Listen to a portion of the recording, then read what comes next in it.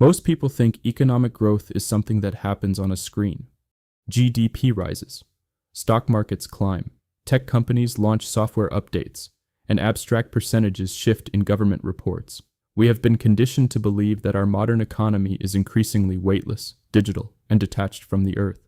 We like to imagine that wealth is created entirely in offices, banks, and software companies. We often describe this as a transition away from physical resources. In reality, we have simply hidden those resources behind server racks, fiber optic cables, and sleek glass displays. The digital world did not replace the physical world. It was built on top of it. Because wealth is ultimately constrained by the physical universe. Every economy is simply an engine that converts energy and raw materials into physical structures, machines, and infrastructure. The spreadsheet comes later. Every economy eventually becomes physical. A growing economy requires physical expression. A new tech company needs a data center. A logistics giant needs a warehouse. A booming city needs apartment towers, highways, and high-speed rail.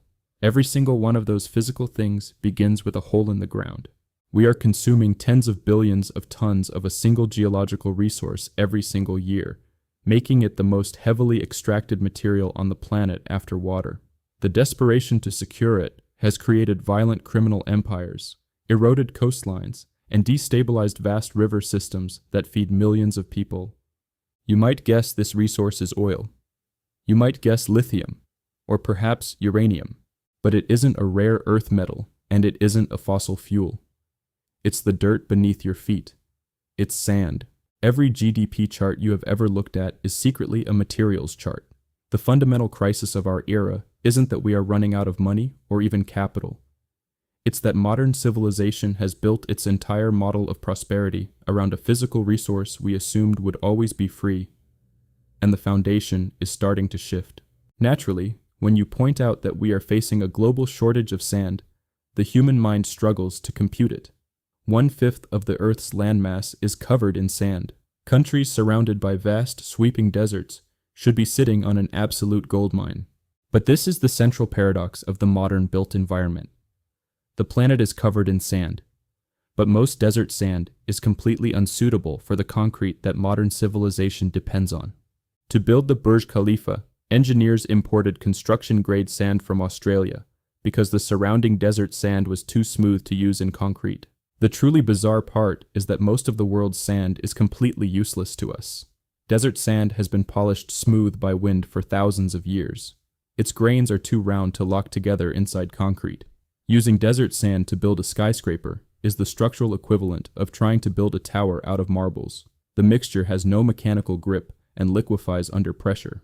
The sand modern civilization depends on, the sharp, jagged, angular grains that can interlock like puzzle pieces, comes exclusively from rivers, lakes, floodplains, and coastlines, where water erosion leaves the edges rough. And concrete is mostly sand.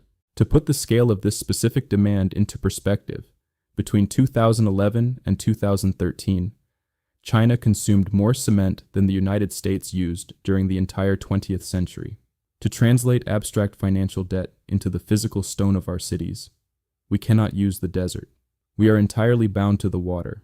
Because we are entirely restricted to water-eroded sand, our global construction model has spent the last century mining aquatic ecosystems at a rate nature can never hope to replicate. As urbanization transformed into a vertical sprint, local supplies evaporated, turning sand extraction into a cutthroat transcontinental industry. Singapore provides perhaps the clearest example of this geographic reshuffling. Over decades, the island nation expanded its land area by more than 20% through marine reclamation, importing so much sand that neighboring countries eventually restricted exports. In parts of Indonesia, islands and coastlines were severely damaged, and in some cases disappeared entirely, after years of sand extraction driven by regional demand. But this isn't just an issue of changing coastlines or vanishing islands. The true crisis is measured in human survival. When you mine a riverbed for sand, the riverbed drops. When the riverbed drops, the entire water table of the surrounding valley sinks with it. Sand mining can accelerate riverbed erosion, worsen saltwater intrusion, and compound the pressures already facing agricultural regions like the Mekong Delta, which feeds tens of millions of people. Farmland dries out from below because the roots can no longer reach the water table. Crop yields fall sharply. Worse, as the riverbed lowers, gravity pulls the nearby ocean inland. Saltwater pushes miles up into freshwater rivers, poisoning the soil, killing the rice paddies, and ruining the drinking water of entire communities. The chain is direct and visceral. A river is mined for a skyline. The riverbed drops. The farmland dries. The crops fail. Food prices spike, and thousands of farmers are forced to migrate. People do not feel ecosystem damage. They feel hunger. Because the demand is insatiable, legal regulations have collapsed. In parts of Asia and Africa, illegal sand mining has spawned powerful criminal networks that have been linked to violence, corruption, and the murder of activists and local residents who try to protect their waterways. If this resource is so critical, and the supply is so dangerously finite, why hasn't the global market stopped it? Why haven't soaring prices forced us to find an alternative? The answer lies in a fatal flaw of modern economic design. The market price of sand doesn't reflect its actual cost. Cheap sand is not actually cheap. Someone else is always paying the bill. When a construction company buys sand, they aren't paying for the resource itself. Sand is treated as a free gift from nature. They are only paying for the labor to dig it up and the diesel to transport it. The catastrophic environmental and human costs, the ruined farmlands, the poisoned water tables, the collapsed fisheries, the destroyed lives are entirely externalized. They are dumped onto poor, rural communities far away from the financial centers consuming the material. Because the financial system completely separates the skyscraper from the riverbed, the market price remains artificially, deceptively cheap. The alarm bells never ring in the stock market because the damage happens entirely outside the spreadsheet. This geographical and economic separation allows the illusion of infinite growth to survive, blinding the machine until the ecosystem completely breaks. We tell ourselves that as we move deeper into a high-tech digital economy, our dependency on raw geology will finally fade. Surely, the cloud, artificial intelligence, and virtual networks will save us from the mud. This is the ultimate delusion of our era. The digital economy still runs on dirt. The cloud isn't in the cloud. AI isn't in the ether. Streaming isn't weightless. The internet exists inside massive, monolithic warehouses spread across the globe. Every data center that powers the internet sits on massive foundations of reinforced concrete. Every server rack is housed in a facility that requires astronomical amounts of aggregate to build. The ultra-advanced semiconductor plants producing the microchips for AI require entirely vibration-isolated, hyper-dense concrete foundations and specialized high-purity quartz sand to manufacture the silicon itself. The more virtual our lives become, the more physical infrastructure we need to support them. Engineers have proposed alternatives like crushed glass, industrial slag, or recycled plastic to break this cycle. Some work in small, hyper-localized projects. None solve the problem of scale. Humanity now consumes roughly 50 billion tons of sand, gravel, and aggregate every year. There is simply no substitute on Earth produced at that volume. And this dead end exposes a deeper contradiction. Modern economic growth depends on a continuous flow of physical materials. Yet the ecosystems supplying those materials are being degraded by the very process of expansion. Today, if a government or a developer wants to build a massive new city district, finding the money is often the easiest part of the equation.